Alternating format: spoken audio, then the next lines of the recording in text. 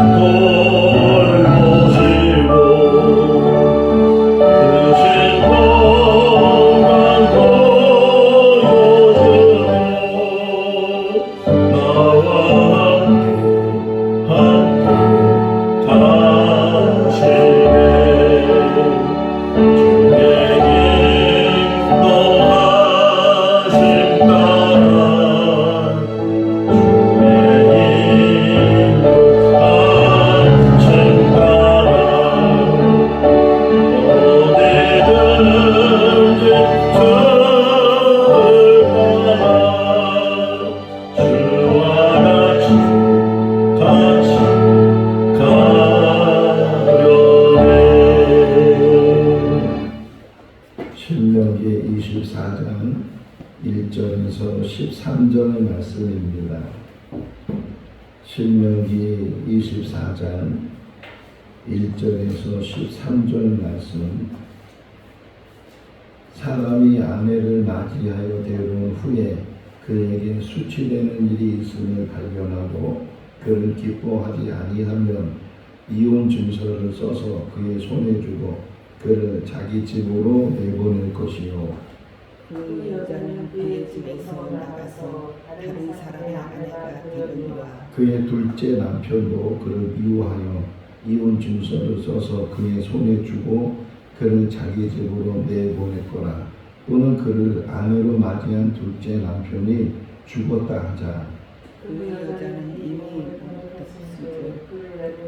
전 남편이 그를 다시 아내로 맞이하지 말지니 이 일은 여호와 앞에 가증한 것이라. 너는 내 하나님 여호와께서 내게 기업으로 주시는 땅을 범죄하게 하지 말지니라. 사람이 새로이 아내를 맞이하였으면 그를 군대로 내보내지 말 것이요 아무 직무도 그에게 맡기지 말 것이며 그는 1년 동안 한가하게 집에 있으면서 그가 맞이한 아내를 즐겁게 할지니라.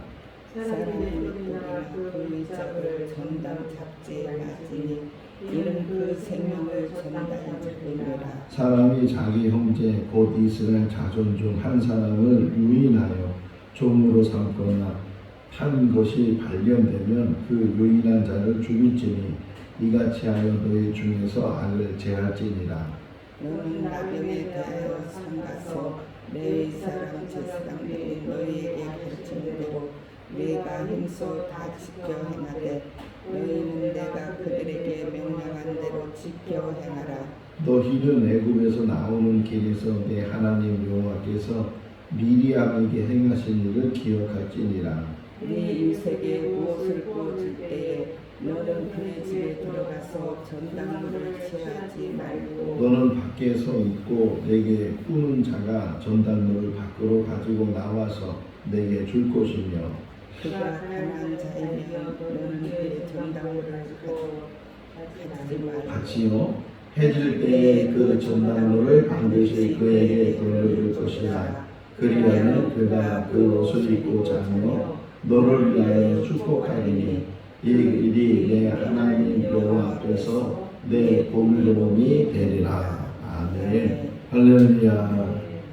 이스라엘의 중심이 되는 곳이 예루살렘이고 또 갈릴리 호수 지역에 있는 사람들 또 그 지역입니다. 그래서 그 갈릴리에 살고 있는 사람들이 예루살렘으로 가는 또는 예루살렘에 살고 있는 사람들이 갈릴리로 가는 길이 있는데 크게 세 가지 길이 있어요. 하나는 요단강을 중심으로 해서 오르고 내리는 그러한 길이 있고 또 하나는 서편으로 뭐 지중해까지는 가지 않지만 내륙 쪽으로 이렇게 올라가는 길이 있고 또 하나 길은 아예 직선적으로 이렇게 가는 길인데 예루살렘에서부터 갈릴리로 제일 빠른 길이기도 하고 직선 길이기도 하고 그런데 일반적으로 유대인들은 그 직선의 길, 제일 빠른 길로 가지 않고 요단강 쪽이나 아니면 내륙 쪽으로 돌아서 그들이 오르고 내리는 이유가 그 직선 길에는 사마리아 지역을 지나야 돼. 근데 유대인들에게서 이 사마리아 지역에 살고 있는 사람들은 유대인이 아니라고 생각을 해. 역사적인 거죠. 북이스라엘 때 아수르에 의해서 멸망을 당하고 아수르가 정책을 핀 것이 혼합시켜 버린 거예요. 그러니까 순수한 유대인이 아니고 이방 사람들하고 계속 결혼시키고 그러다 보니까 혼합돼 버리는 거잖아요. 순수한 유대인이 아니에요. 반면에 남유다에는 바벨론에 의해서 멸망을 당했지만 그럼에도 불구하고 포로로 끌려가서 70년 동안 사는 동안에도 그들은 계속 유대인의 혈통을 계속 지켜나갔어요. 그러다 보니 예수님 시대에도 그것이 이제 계속 이루어져서 그래서 유대인들은 될 수 있으면 사마리아 지역을 안 지나가고 사마리아 사람들을 상종을 안 하는 그런 풍습 아닌 풍습을 갖게 됐는데 그럼에도 불구하고 예수님은 그 길을 가시는 거예요. 일반적으로 사람들이 다니는 길로 오르고 내리지 않고 예루살렘에서 갈릴리로 가시면서 이 사마리아 지역 사람들이 꺼리는 그런 지역으로 가게 되는데 마침 수가라는 곳에서 여자를 만나죠. 운물에 앉아 있는데 그 대낮에 물을 길러오는 여자가 있어서 물 이야기로 인해서 이제 그 여자와 많은 대화를 나누게 되는데 생수 이야기를 해요. 나는 생수를 줄 수 있다. 네가 주는 물은 또 목마르지만 내가 주는 물은 한 번 마시면 그 안에서 샘이 솟아서 목마르지 않을 것이다. 그러니까 그 여자가 너무 좋아서 만약 그런 물이 있으면 이 대낮에 물을 기르러 오지 않아도 되니까 그런 물이 있다면 나한테도 달라고. 그랬을 때 예수님께서 그 여자에게 뭐라 그래요? 내 남편을 데리고 와라. 저는 남편이 없습니다. 이렇게 말하니까 네 말이 맞다. 너는 5명의 남편이 여기 놀라는 거예요. 이제 그것 때문에 당신은 선지자고 내가 메시아를 만났다. 나중에 이제 그렇게 얘기하는데 그 부분, 그 여자가 몇 번 결혼한 거예요? 적어도 5번은 결혼을 했다. 그러니까 남편이 5명이 있었다. 지금 남편은 내 남편이 아니다. 이렇게 예수님이 말씀하는 걸 보면 이게 5번씩이나 대단하잖아요. 뭐 2번 재혼하는 것도 참 힘든 그러한 일인데 3번, 4번, 5번씩이나 뭐 연예인도 아니고 그런데 이 여자는 어떤 용고인지는 자세히 알지 못하지만 계속 남편이 바뀌었다 하는 것을, 그러니까 대낮에 사람이 없을 때 물길로 오는 그런 모습을 보게 돼. 자, 오늘 이제 본문에 또 오늘 말씀을 새벽에 묵상하면서 어떻게 보면 중구난방이에요. 그냥 이 이야기가 쭉 계속 이렇게 흐름으로 쭉 전체를 묶은 것이 아니고 어떤 면에서는 모세가 생각나는 대로 뭐 나이도 많고 또 이제 마지막 유언적인 메시지를 지금 이스라엘 사람들에게 전해주니까 이렇게 막 했던 말도 또 하고 또는 막 오늘 본문만 봐도 뭐 이것저것이 막 그냥 섞여 있는 것을 좀 보게 되는데, 그런데 반복되는 의지만 왜 반복하는 거예요? 중요하고 강조하기 위해서 반복하잖아요. 그러니까 중요한 일이다 하는 것을 이야기하고, 요 전에 우리가 이와 비슷한 이야기 중에 하나가 뭐냐면 결혼을 했는데 남편이 그 아내를 싫어했어. 그러니까 이 여자를 쫓아내야 되는데 그냥 쫓아내지 못하니까 내가 살아보니까 이 여자가 처녀가 아니었다. 내가 첫날 밤 이렇게 부부관계를 가졌는데 처녀가 아니었다. 이렇게 막 씌워서 비방거리를 만들어서 여자를 쫓아내려고 했을 때 그 처녀라는 증거, 처녀의 표적을 그 여자가 가지고 자리옷이라고 그랬잖아요. 그 자리옷을 이제 증거로 가지고 있을 때 그 남편은 오히려 그 처녀의 아버지한테, 그 여자의 아버지에게 은 100세겔을 주고 영원토록 이혼하지 말아야 된다. 뭐 그런 이야기를 우리가 며칠 전에 보았는데 오늘 본문은 좀 달라요. 다른 부분인데 어쨌든 결혼을 해서 이제 사는데 남편이 보니까 좀 아내가 정숙하지도 않고 그렇게 그런 부분들, 뭐 결점이 보이고 또 과거가 또 좀 이렇게 남편이 생각할 때는 좋지 않고 그랬을 때 이제 이혼을 할 수 있다는 거예요. 그러니까 결혼을 하면 죽을 때까지 같이 살아야 된다. 물론 그게 제일 좋은 일인데 혹이나 정말 부득이하게 이혼을 하게 되거나 또는 사별을 또 할 수 있잖아요. 두 번째 남편은 이제 사별 얘기도 나오는데 사별도 할 수 있는데 어쨌든 부부로 살다가 부득이한 어떤 일로 인해서 또는 한 사람의 부정적인 일이나 잘못된 일로 인해서 갈랐을 때, 그럴 때 이혼 증서라는 제도를 두셨다는 거예요. 자, 요 부분에서 먼저 생각해야 될 것은 이혼 증서는 남편을 위해서 만든 거예요? 아내를 위해서 만든 거예요? 이혼 증서를 만든 이유가 남편을 위해서, 물론 두 사람에게 다 필요한 거예요. 이혼 증서를 줘야 이 여자를 내보내고 다른 여자와 또 이제 결혼도 할 수 있고 그러니까. 근데 그 부분에 있어서는 여자를 위한 거예요. 계속 나오는 이야기 그런 얘기거든요. 고아와 가부에 대해서 객에 대해서 너희들이 외면하지 말고, 내일 새벽에 보면 또 그 말씀들이 나오는데 외면하지 말고, 이런 부분들은 어쨌든 하나님의 법 안에, 법이란 자체가 그래요. 법이란 자체는 강한 사람에게는 없어도 되는 거예요. 왜? 강함을 가지고 있으니까.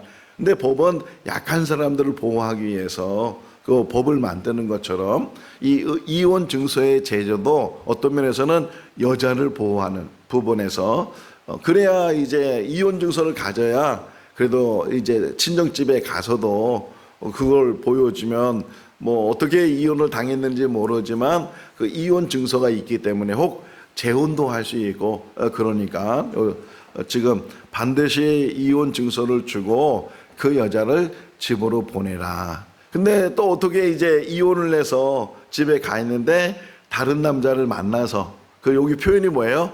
둘째 남편 이렇게 표현되어 있단 말이에요. 둘째 남편이 생겼어요.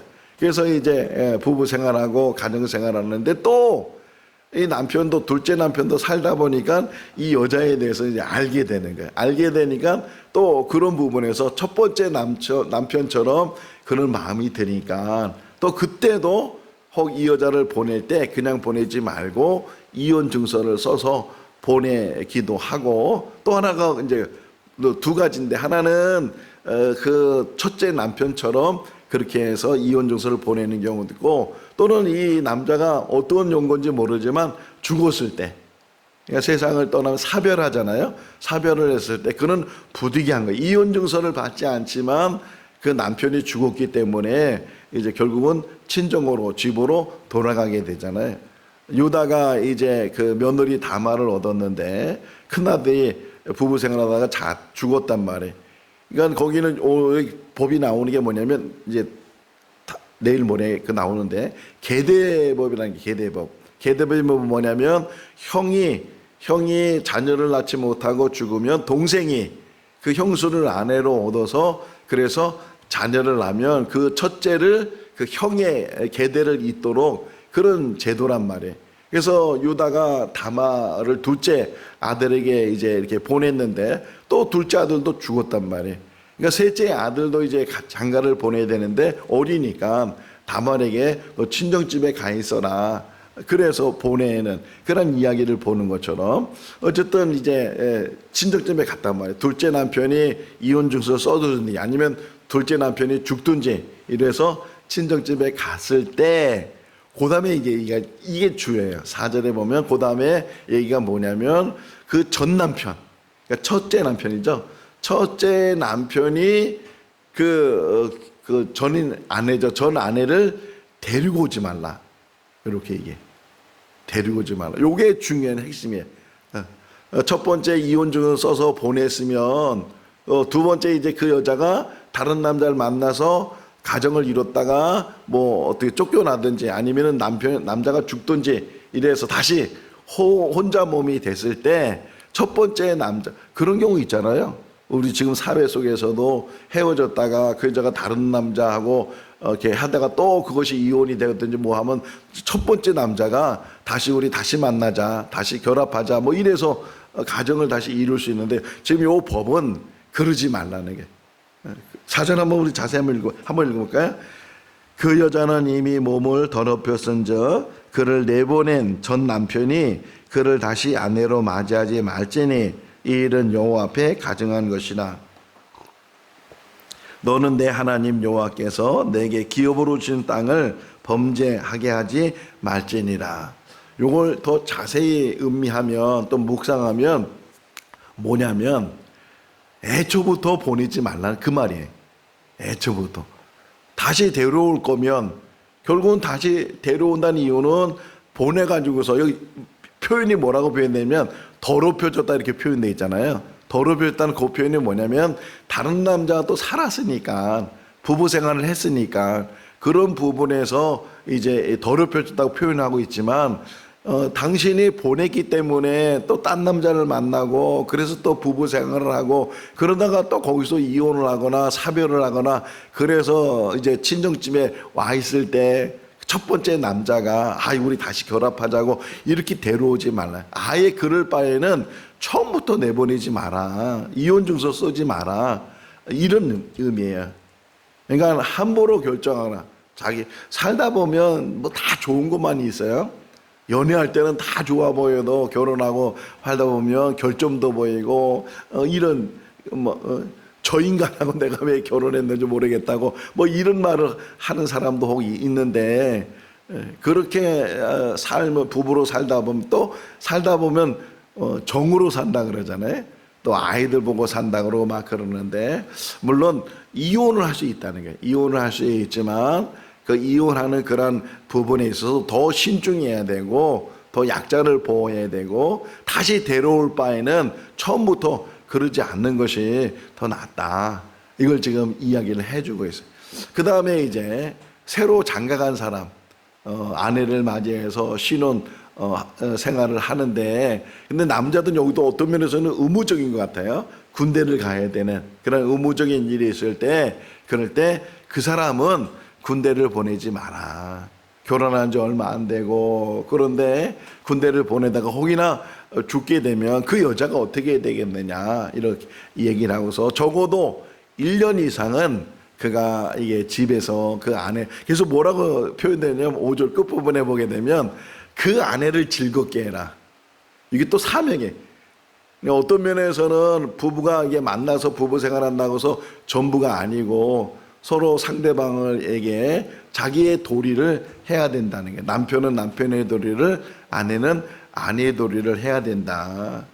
근데 우리는 자꾸만 자기가 할 도리에 대해서는 생각하지 않고 자꾸만 받으려고 하고 상대방이 요구하고 그런 부분이 있잖아요. 특별히 남자들에게 지금 어떻게 보면 지금 부권이잖아요, 이 제도가. 그런 상황에서 네가 해야 될 일이 뭐냐, 새로 맞이한 아내를 즐겁게 해라, 기쁘게 해라, 그리고 신혼을 잘 보내라, 이렇게 얘기를 하고 있어요. 그 다음에 6절에 있는 이야기는 뭐냐면, 가난한 사람이 먹을 것이 없으니까 당장에 돈을 빌릴 수도 있고 뭐 이렇게 빌릴 수도 있는데, 그냥 빌려주는 것이 아니고 전당을 잡히는 거잖아요. 물건을 잡혀서 혹이나 그걸 갚지 못하면 그거를 이제 그 빌려준 사람이 가지도록 하는 그런 제도인데, 뭐 은행 제도랑 비슷하잖아요. 은행에도 그냥 돈을 주는 것이 아니고 담보를 이제 해서 그 돈을 빌려주고, 만약에 돈을 못 갚으면 그 담보를 빼앗아가는 그런 제도처럼, 아주 3,500년 전의 이야기인데도 지금의 이야기처럼 이렇게 보여지는데, 단 여기서 지금 6절에서 말하고 있는 것은 그 사람이 얼마나 가난하겠는가. 또 맷돌이라는 거는 지금은 뭐 방앗간이 있고 뭐 정미소가 있고 그래가지고 다 이렇게 탈곡도 해주고 다 이렇게 정미도 해주지만, 이 맷돌은 너무 중요한 거거든요. 그걸 갈아야지 이렇게 밀가루처럼 반죽을 해서 그래서 빵을 만들지 뭐 하는데, 그런데 이 담보할 게, 전당을 잡힐 게 없으니까 그걸 잡혔단 말이에요. 그럴 경우에는 물론 네가 담보로 또는 전당을 잡는 물건으로 가지고 있을 수 있지만, 그게 있어야 그들이 먹을 수 있고 곡식을 뭐 할 수 있으니까 그거를 가지고 있지 마라. 계속 반복돼 있잖아요. 뒷부분에서도 가난한 사람들이 담보할 게 없으니까 옷.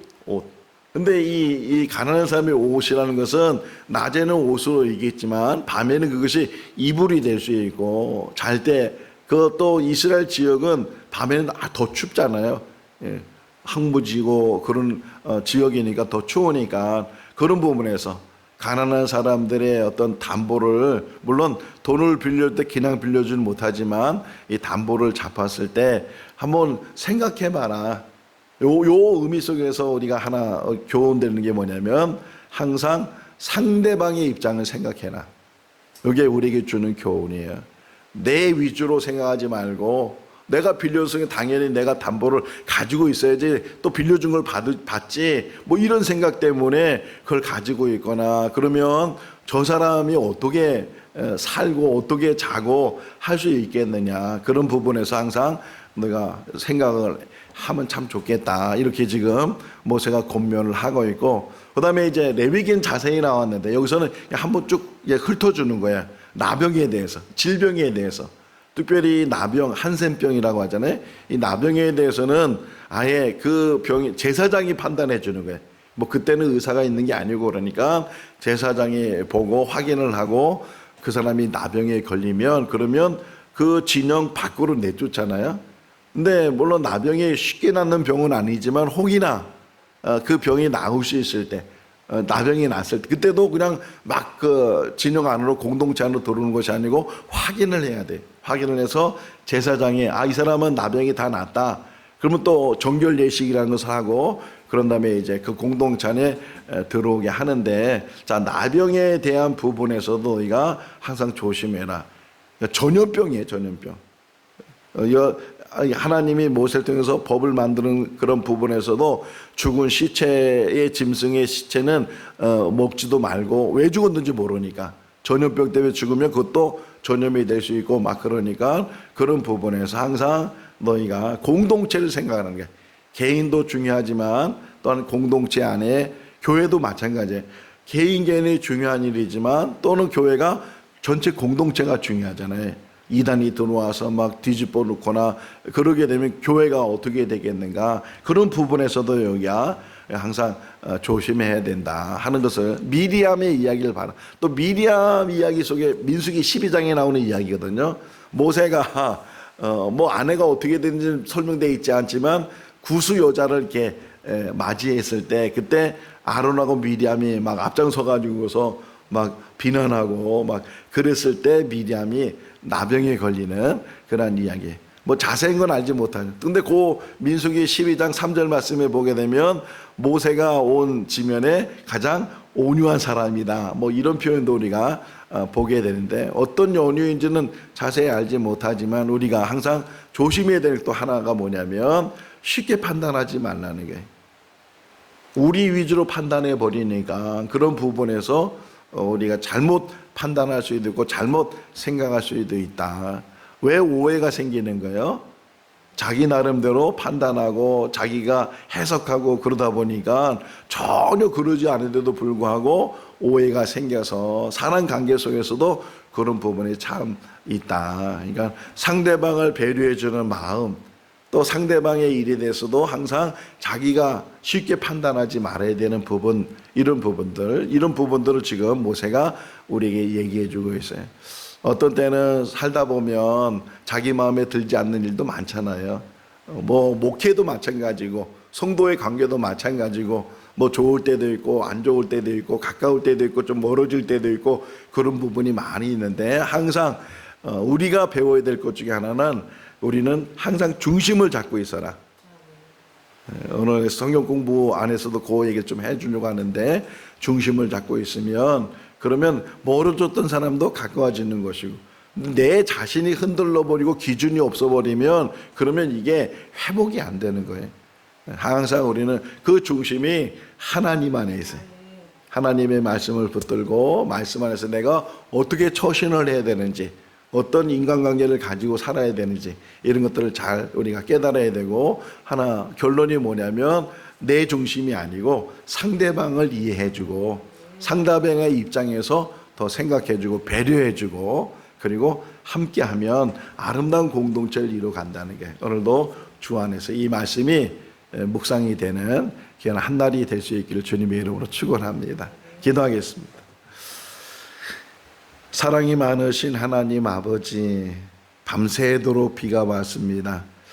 너무 가물어도 또 너무 비가 와도 참 걱정이 우리 인간의 삶입니다. 비가 오거나 비가 오지 않거나 그 어떤 상황에서도 하나님이 우리와 함께 하심을 늘 믿고 의지하는 삶이 되게 하여 주시옵소서. 오늘도 이렇게 건강을 주시고 주님의 전을 사모하는 마음으로 새벽에 나올 수 있도록 은혜 베풀어 주신 것 감사합니다. 날마다 주시는 말씀이 영의 양식이 되게 하시고 우리의 삶에 아버지 영양분이 되게 하여 주셔서 신앙이 성장하게 하시고 또 신앙이 성숙된 우리의 삶이 되게 하여 주시옵소서. 흔들림이 없이 살아가는 믿음의 삶이 되게 하시고 특별히 자기 중심이 아니고 상대방을 이해하고 상대방을 보담할 수 있는 그런 넉넉한 마음을 가지고 사는 우리들 되게 하여 주시옵소서. 오늘 하루의 모든 삶도 지켜주시기를 간절히 바라옵고 예수 그리스도 이름으로 기도하옵나이다. 아멘. 마쳤습니다. 자유롭게 기도하시기 바랍니다.